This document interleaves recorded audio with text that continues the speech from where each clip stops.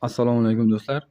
Mana bugun biz 21 voltli shurpayo'r remontga kelgan batareykasi akkumulyatori ikkita.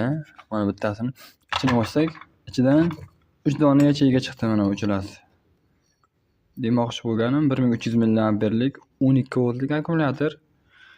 Bittasini ichini ochdim. Попробуй qizg'ishga ichini ko'rishlaringiz mumkin. Pustoy. Juda kam. Keyin ham ishlamay qolgan sababi mana minus tarafi, mana barmog'imni ko'rsatgan tarafi, bu taraf plus tarafi uzilib ketgan ekanda, o'shaning uchun ishlamay qolgan. Juda ham slabo. Biz o'zimizdagi original batareykalar mana shu ichi to'liqda.